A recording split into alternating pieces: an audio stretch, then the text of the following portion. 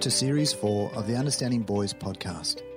I'd like to begin by acknowledging the traditional owners of the land on which this podcast is recorded, the Boonwurrung people of the Kulin Nation. We pay our respects to leaders past, present and emerging. In this series, we're talking with amazing mums. We ask their tips, advice on how they raise their boys, all the while leading successful and diverse lives. As usual, we ask our questions of what is it to be a good man these days? And if you had a story that you could tell a 14-year-old boy and he'd listen, what would the story be?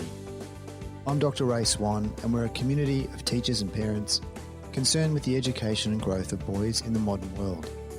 The series is brought to you by Bryden Grammar, an all-boys school based in Melbourne, Australia. In today's podcast, we speak with Kylie Rogers.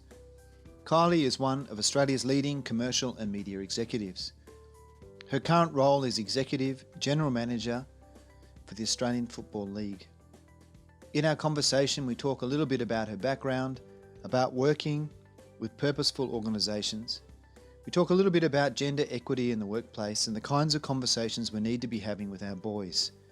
She shares some really valuable insights about time management and parenting. And finally, we chat about the difference between mateship and the boys club and how men and boys can form ongoing and important relationships in their lives, but also what it is to be a good man these days. I hope you enjoy the conversation.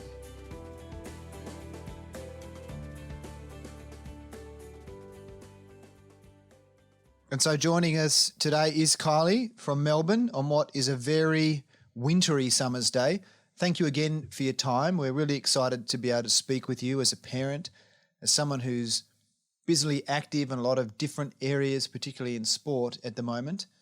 But you've got an amazing backstory and biography, both personally and professionally. Are we able to get started, just for those who don't know your story, a little bit about who you are? Just take us through the course of what it is that you do. Thanks, Ray. Well, let me start at the beginning. I, like any 18-year-old, had no idea what I wanted to do. So I embarked on a fairly broad arts degree at Monash Uni, double majored in psychology and film and television, weirdly. Nice. And, I sent my CV out to every media and entertainment business that only said that I'd studied at Monash and went to a certain school because there was nothing else on the CV. Found myself being offered a role at Network 10 as a sales assistant. Yeah. Didn't know what that meant, but I gave it a crack.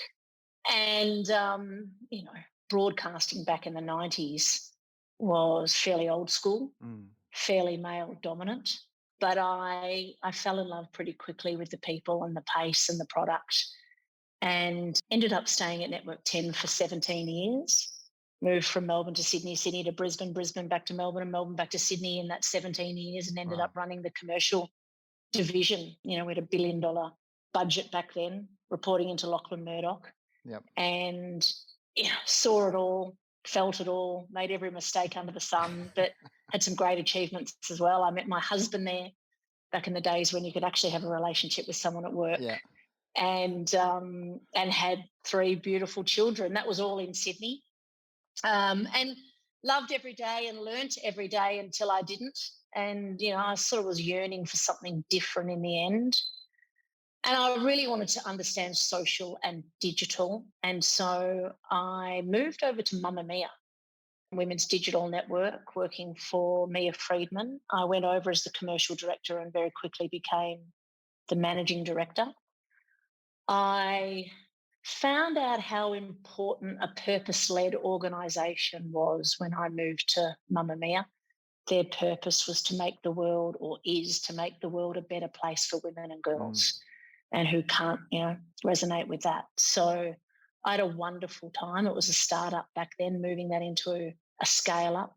We launched a business in the US, and I learned an incredible amount in those 4 years, but I was getting a little bit, I don't know, maybe yearning to get back to Melbourne after 22 years in Sydney. Back to the weather? Back to the horrible weather.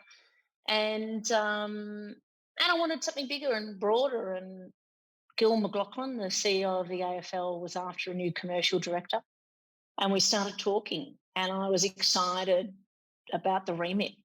It was going to be challenging and it was big and exciting. And I thought, let's do this.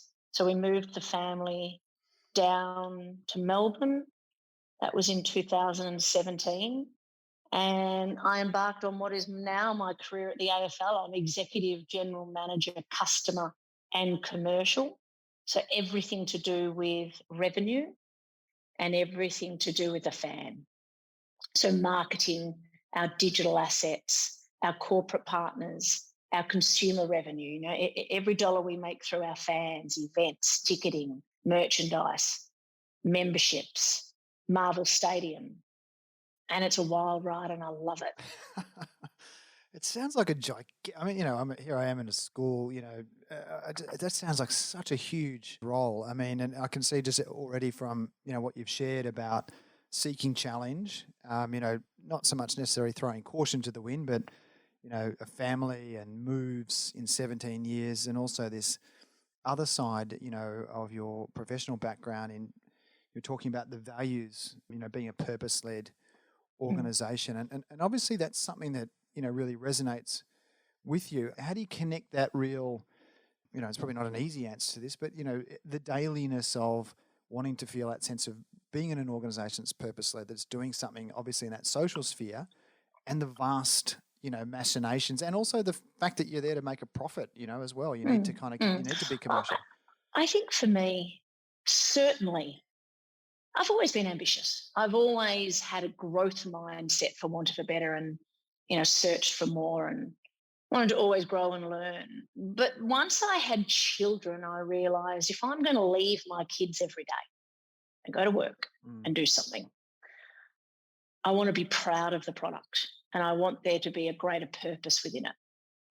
And I certainly felt that at Mamamia, and that becomes quite contagious when you're in those environments. And so for me, I was never going to return to an organisation that didn't really have that broader purpose. And the AFL very much does that, because the AFL is not just a sport. It's a place of connection and it's a place of belonging for most Australians. And I'm really proud of that. And I'm really proud of what we do. And I'm really proud of what football and sport does for adults and kids here in Australia. And, that gets me up every morning. And frankly, it's quite great having two teenage boys and a younger boy, because they think it's pretty cool that mum works at the AFL. So, I get some credits. Are they all into footy as well? They've always been into football, even when they're born and bred Sydney, but we live near the SCG. My husband and I are both Melbourne. So football was part of, family narrative.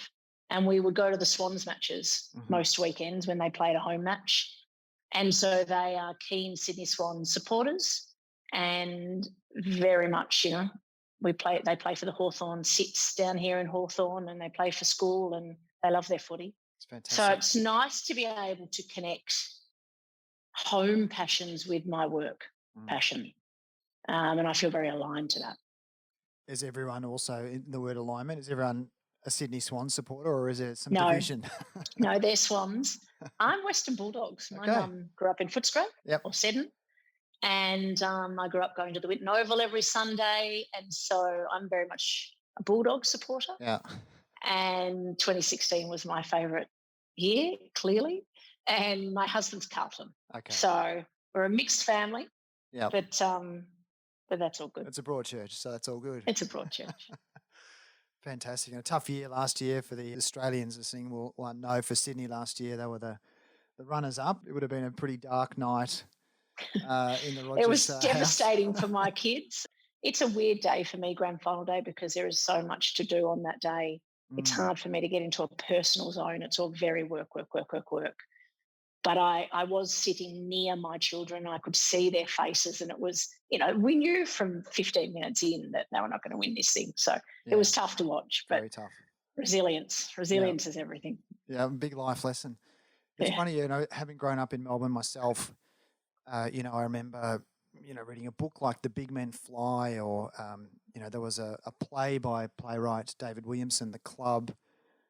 There's songs, Up There Kazali. It's very much part of our, our fabric, our social fabric, as you say. And I think the AFL's done a fantastic job of using that platform to raise, views and discussion around really important social issues. Indigenous round springs to mind. Pride round springs to mind. There's lots of these things where the AFL has really taken a lead. I imagine that the AFL could also be criticised, for taking a foray into the social space. Is that something that you think about or that has happened? Ray, we get criticised about everything. It doesn't matter if you're an avid supporter and lover of our game. We are criticised for everything. Yeah. We are certainly criticised for having a view on important social issues, but we have a very clear view inside AFL House that if there is a social issue that Australians are talking about, we want to be able to present what our industry, what our staff and our clubs and our players, what their view is. And let's take the yes vote. Our staff are saying, it doesn't matter whether you want to marry same-sex person or a different sex, you have the right to do that. We need to speak up. We have to have a view. And so I think when our internal staff and our clubs and our players want us to use our platform for good, we will. We will never tell our fans and communities how they should feel and how they should vote and how they should talk about these issues. But when it's important to our people, we will speak. And we very much come from that lens. Yeah, I mean, there's a huge social responsibility, isn't it? Because I imagine that, there must be values that you're guided by, from the AFL, because otherwise what's your true north? When you come to a social issue and you sort of go, well, which way do we go? Of course. Yeah, which is great. And frankly, it's the right of every boy, girl, man and woman to feel safe in our game, to be their best self in our game. And, we very much take that lens and we'll speak freely to protect those rights. Yeah.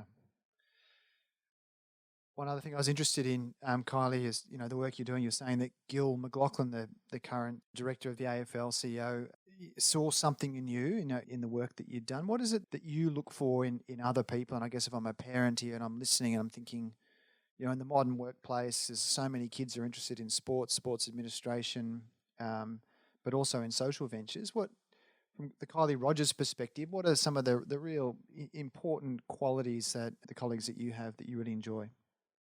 So this is an easy one. And I guess I'll answer the question pertaining to AFL, but this is relevant for any industry and any business.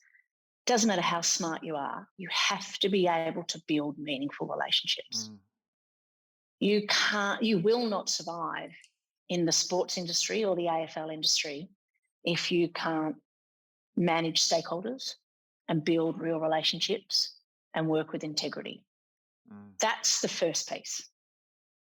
And that goes for any business, any industry, any category. The second piece is we are a 7-day-a-week, relentless machine. And so you have to have work ethic, you have to have energy, and you have to have passion. Are you seeing changes with that? I mean, I know that's the criticism levelled against, post, we were chatting just before off mic about COVID. Has that been a disruptor to that? I mean, are we still seeing, we're still retracting, we're still finding, particularly at that cadet, recruit level, the same levels of work ethic and energy and passion, or is that a bit of a misnomer? The generation I am seeing a bit of that quiet quitting. And interestingly, it's the women in my business who are doing that. I think COVID was really hard for women with kids at home. Yeah. They manage more than the men, certainly, the experience I've had with myself and my friends. Yeah. And so that's been tough. So I think quiet quitting is real, but you're not going to last very long in our industry if you are not driven and tenacious and you push 7 days a week. And so we have a flexible workforce. We have hybrid working arrangements, but it's 7 days a week, you're on. It's a big commitment, isn't it? 7 days, because even when you're off, you're still on. You're on. But, level.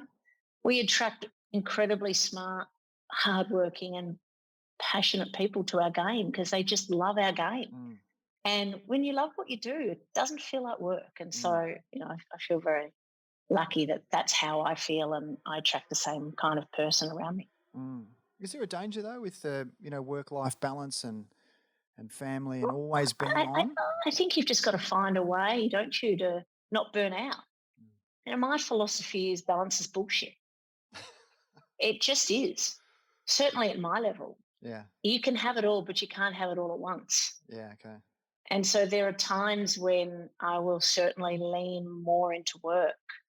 And there are times when I'll lean more into the kids, but they're not at the Mm. same time. Mm. I take a month off every year, January, to just be present. There are periods in the day where I will turn my phone off and be present. Mm. You just have to find what works for you. I work very hard at finding snippets, mostly in the morning for me. Mm. And that might look like a walk, a run, Pilates, Mhm. some yoga. But, everyone's diary and everyone's management of the work life balance looks different, but you've got to be dedicated to finding what works for you.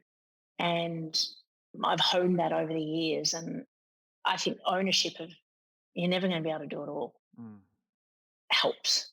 Yeah, I like that. And I guess what I'm also hearing is rather than thinking about the line of demarcation between work and other, sort of being like a Sunday or a Saturday or whatever, that is actually you need to find it within the what is of every day That's to exactly right. function That's well. exactly right. Yeah. And I will, I attend a number of matches every weekend, and at least two matches. I go with the kids. I go with the family. Mm. You've just got to weave it all in as best as you can, and it works for me. Mm. Let's talk a little bit about gender in the workplace. You were saying earlier, and starting in commercial television, I think you used the phrase, it was very male dominated. And certainly from an outsider's perspective, the AFL has been able to increasingly move to, more gender equitable practices, although we still have AFLW players, there's no parity in terms of pay and conditions in some ways. It's a work in progress. At a leadership level, there's more, women in leadership and at the executive level. But I mean, from your perspective, Kylie, what are some of the big changes that you've seen in the workplaces that you've been involved in? And what might we be able to sort of talk to our kids about, particularly our boys about, in moving towards gender parity? I've seen an enormous amount of change in my time, from 1997 to today. Mm, When I first started working, the only women colleagues that I had were PAs right. and a couple of assistants. Now, what you're seeing is more women at every level of an organisation. Now, we need more women at the top, but you are seeing it. You're certainly seeing that at the AFL. I was pleasantly surprised walking in at how much the AFL does for its female staff. We have 33% female representation on the commission. Mm, We have 40% female representation at executive level.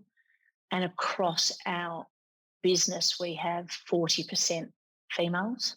mm-hmm, We have developed a number of programs to attract more women in non-traditional female areas like football and tech. We have dedicated development programs for girls and women in our industry. We have improved our female policies quite considerably in the time I've been there. We have a gender action plan, and the clubs all have gender action plans. mm, And so I think we have come a long way. mm. Uh, your question around how do we teach our kids the importance? Yeah. I always have said to my kids, you get the best outcomes when teams come together and everyone has their view. Mm, And you'll always get the best outcomes when you have differing views. mm, And you're only ever going to get differing views if you have a diverse group. And when I sit around the boardroom, my lens on things is very different to my boss Gil's lens on things, to the finance director's lens on things, and so I try and live and breathe it, I guess, with my kids and try and explain to them and illustrate. You see what happened there? You had different views coming into the conversation and you've got a better outcome from that. mm, And that's what we're talking about here. mm, And it's been proven in business that if you have more women at the board level, more women in the executive level, more women at every level of the business, you'll get better outcomes. And so I certainly talk to my kids in that way so they can see and understand what I'm trying to say when it comes to the problems with gender inequality. I think it was in our second season we spoke to Major General Stephen Day, who was commander of the Armed Forces, and he actually gave, you would be very happy, Kylie, he gave a footy analogy to explain the importance of diversity in the Australian Army and the importance of it. And he said that you don't want a team of full forwards like you do. You need just different people with different ways of working. And I think the more that we can work with our boys in that space, because I mean, the reality is we still seem to have these mechanisms that are driving, gender inequities and, the tremendous cost, on our society, of that. It's still things are still being perpetuated. I think, through movies and other things at times. So it's such an important conversation for us to be having. I'm interested, just as a football supporter, I remember the first game, the first AFL women's game, and just, it was just like, how incredible was that? Like it was such joy. I love the fact that you use the word joy. Yeah. And that's what AFLW brings. Yeah. Joy to so many people's faces. And for me, when I wander around an AFLW match and I see older men in their woolen jumpers from the 70s and, grandmas and little boys and girls kicking the football to each other and calling out the girls' names, the players' names, that's equality. And it brings so much joy. So, of course, we have more work to do with AFLW. We've had 7 seasons. We've grown quite quickly. It took us 118 years in the men's competition to get to 18 teams. Yeah. It's taken us 7 years to get to 18 teams for women. So we're moving quickly, but there's so much progress. And there is so much joy, and it's our job to keep pushing that and to have a sustainable level of that progress and that growth and ensure the girls can be at their best. And, in 100 years, they're as strong as they'll ever be. It is amazing. And going back to that game, I watched it with my daughter, and it was funny as well because along with the joy, there was a pang, which and it's probably just because I'm male, I hadn't realised just how important that game was, and that just how many kids I'd known growing up that stopped playing footy because there was no footy if you're a girl. Like it just, that's right. It's quite amazing. And it's such a great example, I think, of, the points you were making earlier about the role of the AFL, as a social force in our culture about the importance of that. I mean, strategically or, just in broad brushstrokes, what are the next kind of horizons for AFLW? What would the AFL be happiest, to see? Is it more grassroots, more kids, more girls playing footy at grassroots?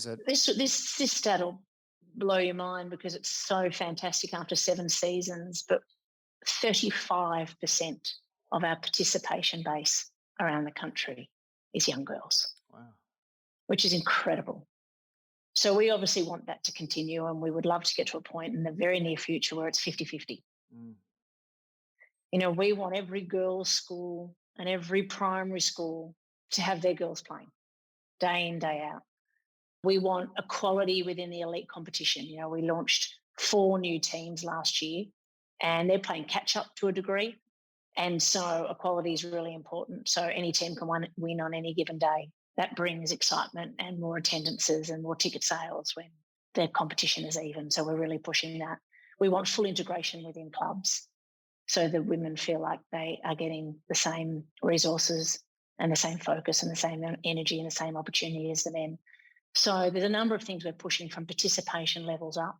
We're spending a lot of money on infrastructure at a community level to make sure all of these community clubs are gender friendly, because the majority of them aren't, because we've had 100 years where we haven't had to cater for girls. Well, let the local, exactly, you look down at the local oval and there's male-only change rooms, for instance. That's right. Yeah. That's right. So obviously we've started with all of the elite venues, but now we have to do the same job with all community venues. And we're winning. We're really excited about the progress we're making, and the girls do a spectacular job. And it just warms my heart every time I go to the matches and I see everyone calling out their names and and the joy that it's creating. It's awesome. Yeah, totally agree. I just love the Aussiness of it. I always remember, as a kid, playing just locally, and sort of to me, it didn't matter what your background was, what your body type was. You could be tall and skinny, or you could be anything. And there was always, it seemed like it was always a position, like you could sort of use your body type, whether it was to occupy space over the ball or you could take a mark over somebody else. I just love that, you go have a kick down the oval and there'd be all sorts, and it would That's just so kind of right. work. Yeah, yeah, fantastic. It's a beautiful product, and we're really proud of what we're creating. Let's chat a little bit about parenting. One of the things I was curious to ask you, as a mum and, as a busy mum, I've had a few conversations with different busy mums, and just the whole, I mean, there's no easy way, and we sort of touched on it earlier. You're talking about, finding time, within the day, and I guess being aware, the sense I got from you is being very conscious of the sorts of things you're doing within the day, and you outlined that there's some things for you, whether that was your yoga or your Pilates or running, but there were family times where you'd intentionally, you bring the kids in, and this idea, around, just making the Kylie show work. Like, what have you learnt, as a parent? Like Steve Bidoff talks about, there's no such thing as quality time, it's just time. It's one end of the spectrum. There's other views that are about, creating rituals within the day to kind of help, whether there's a meal together, that's kind of the anchor, so this idea of anchoring. I mean, do you have any thoughts about Yeah, just general things that kind of help, that work? I think I've learned over the years to listen to my kids. Mm-hmm.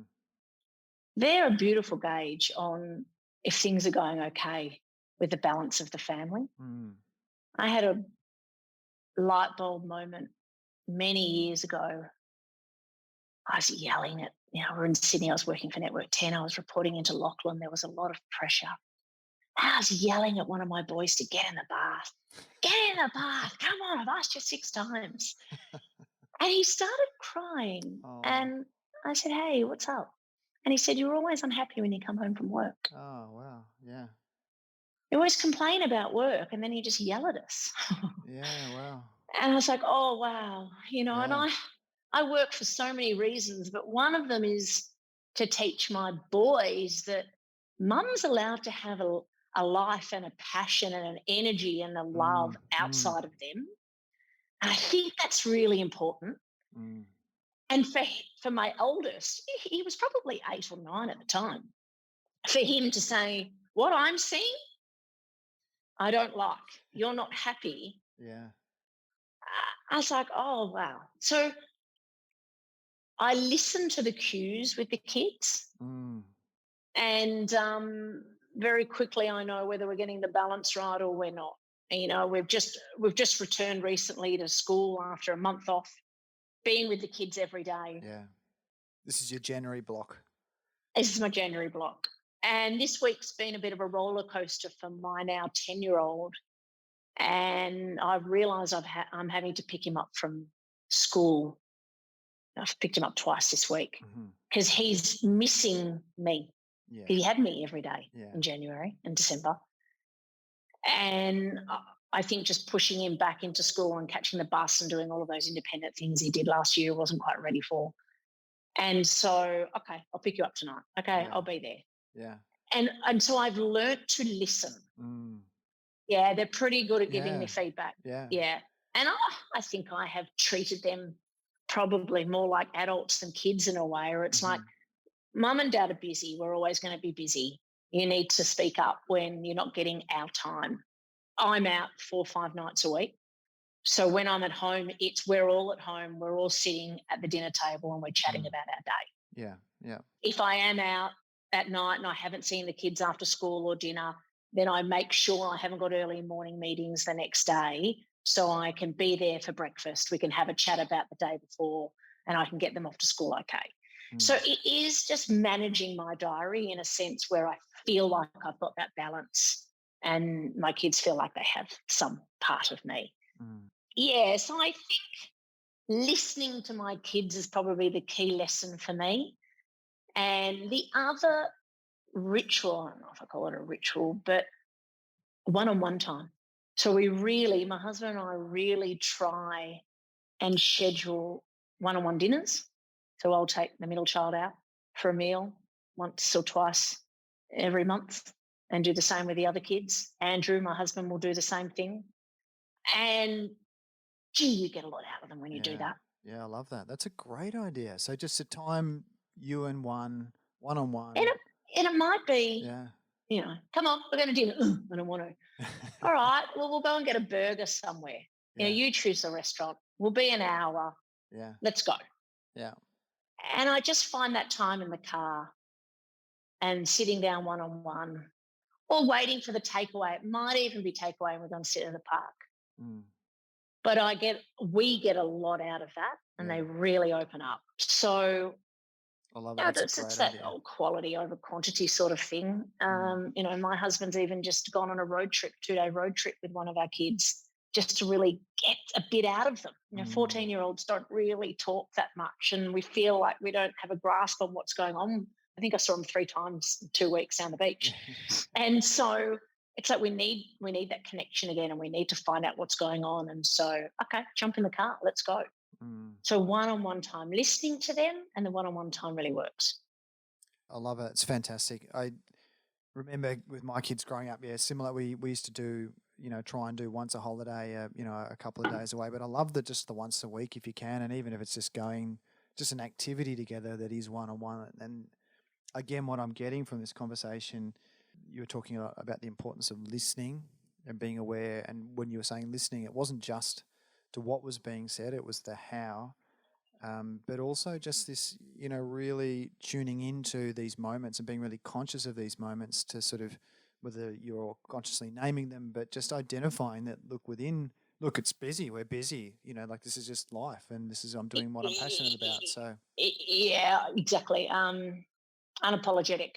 yeah, This is the way it's going to be. yeah, And we've all got to find a way through this. yeah. Not giving them that choice, but then being very aware of the cues when it doesn't feel like it's quite right.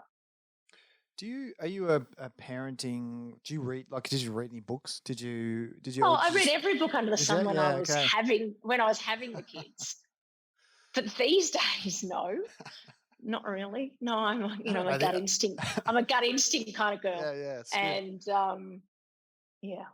I don't know that you need to, but I run with my instinct. Yeah, I like it. I mean, was there anything that from that time, when you're getting set up, that you went, yeah, gee, that was great, or conversely, anything you went, oh goodness, that just doesn't work? I think that great book, Raising Boys, resonated with me, and my husband and I have talked a lot about the periods the kids go through or the boys go through when it's like, okay, they've turned 7 or 8 now. Mum's lost their baby, and that's okay because they're going on to dad, and it's all about dad.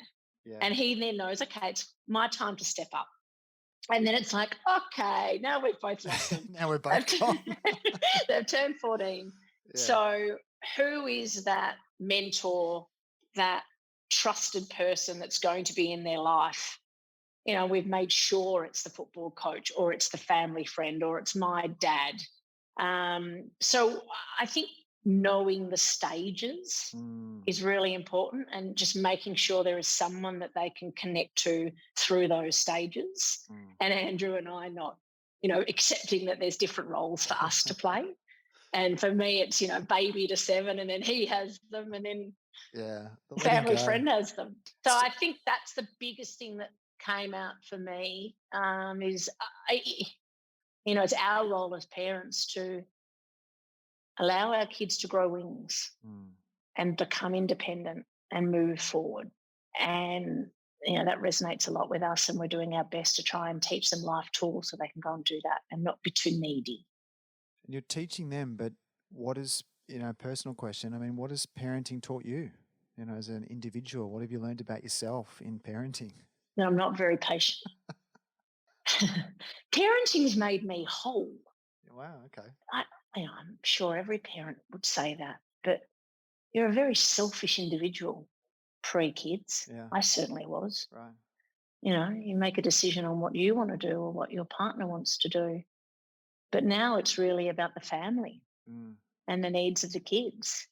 And, I've got 300 staff I deal with at work, and then I come home and I have to deal with the needs of the family. So it's about selflessness, and it's about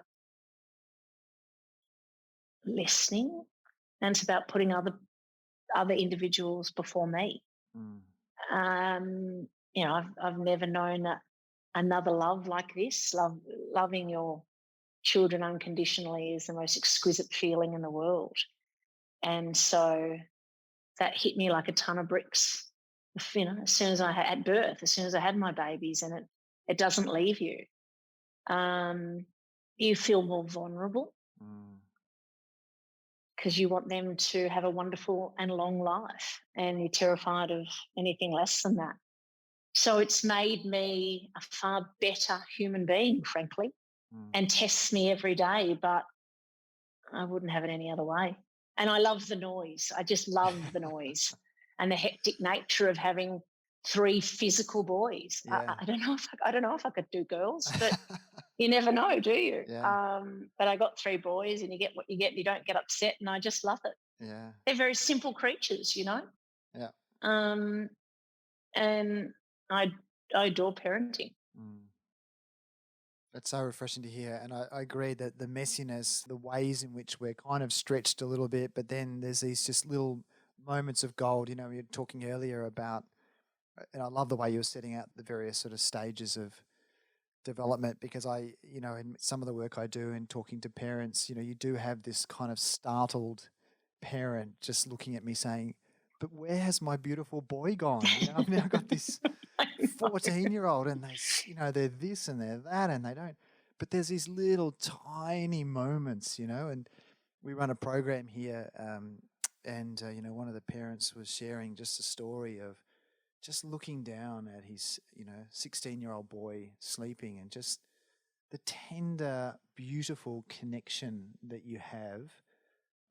It really just is. It's mind blowing, isn't it? It's exquisite. It really is Yeah, mind blowing. yeah, Yeah, I mean, I look at my 16-year-old now, and he's taller than me and muscly, and yeah, I think I've raised a man, and he's a good man. yeah, He's a good kid, and I'm proud of him. And he'll make mistakes, and he can be nasty at times, but I reckon we've done all right. yeah, And so you feel good about that. It's a wonderful, wonderful, wonderful, wonderful journey. yeah. So, what is it to be a good man these days? It's a good question. I go straight to kindness and honesty and vulnerability. I think if a man takes responsibility for all aspects of himself, his choice of words, his actions, his perspective, that's a good man. Yeah, Someone who takes responsibility for themselves. Um, I love a man with humor and a growth mindset. Someone who, I don't have it all. I don't have all the answers, but I'm going to continue to push myself to be better. mm, I love, a good man is someone who has that growth mindset, and I think a good man is someone who listens. mm. I love the line you said, who's careful with their choice of words, because that, Yeah, as an action, that says so much. I mean, that says to me kindness, that says to me honesty, that says to me exactly, responsibility, it says to me exactly, vulnerability. There's an action. We need to be exactly. careful with how we speak to people. Yeah, yeah. Words, words are so vitally important, particularly in the whole gender inequality space. Mm, And so a man who takes responsibility for that and is considered around that is a good man. mm, Um, a good man is a man with female friendships. mm, I've gone through a big journey around the difference between a boys' club and mateship. And yeah, that can be very grey in the workplace. And as a woman, it's been interesting to navigate that. I think a boys' club can be very, it excludes others, yeah. This is when yeah, mateship doesn't necessarily exclude others, and there's a difference there. And so I welcome mateship, but I think it's vitally important for men to have female friendships. And I have pushed that with my boys from day one, particularly because they go to a boys' school. I think it's vitally important for them to value and cherish and respect girls on their level and just have great female friends. I was lucky enough to have great male friends, and I don't see gender. I never have really. Certainly don't see it in the workplace these days. And I think my male friendships have helped me along the way with that. And so it's vitally important for boys to have girl friendships. It's you made such a great distinction there, which I reckon a lot of guys, they conflate, they just mix up, they don't really get. And by guys, I'm thinking more of the older, the sort of 40 pluses maybe, and that's mateship and the boys club. Because I think some guys think that they can't have mateship with male friends without the rules of the boys club or something. It gets a bit messy. I really love that distinction. It's a really important distinction. Yeah, I love it. Yeah. There's a lot of negative connotation with boys club. Nothing wrong with mateship. Yeah, and nothing wrong with male friend, like having a group of male friends. Nothing, and they shouldn't. The poor guys at work sort of starting to feel a bit vulnerable these days because it's always pushed to them. There's a boys club. There's a boys club. There's a boys club. It's like it's not really a boys club. They're just great friends who played football for decades together. And so let's try and define that. Let's try and. That's really. I think that's a territory that's worth exploring. I completely agree. There's a documentary on in Australia, the SBS service, and it's Billy Connolly, the comedian, talking about growing up in Scotland, whenever it was, the 60s and 70s, I suppose, talking about the pubs, and at the time they had pubs that were male only, and that's socially. We understand that that's exclusory, and it's not, doesn't work in any way. It's discriminatory. He was also saying how there were parts of that were great for him in having male company that he really enjoyed. And it's sort of funny. I just kind of thought, gee, it's really tangled up. There's a real tangle in that. But I think the way you've set that out is really great. Yes, because it's so important for men to talk about their issues and their opportunities and their feelings and their challenges to other men. It's hard enough getting them to open up. I think they feel like they need to call that a club or something, but it's just not right. No. It's just not right. Because there are things that men probably feel more comfortable talking to other men about because of the shared gender history experience. Of course. And vice versa, and other genders as well. So fantastic. Thank you. That's such a great insight. My last question, Kylie, for today is, if you had a story you could tell a 14-year-old and he'd listen, what would the story be? It's a hard question because my 14-year-old does not want to hear a story from me. Let's just be very clear. So I think I've got two options. My first would probably get one of our AFL players to tell the story on my behalf. One of his idols, someone he looks up to. I have access to AFL players, so I can do that. Not everybody has access to that. But who is someone that they will listen more to at the moment? Is it the football coach? Is it the family friend? I don't know, but sometimes you have to defer that story to somebody else. The other option I think I'd take is using humour. I think humour is a really powerful tool to use with young boys. I certainly am experiencing that with my boys.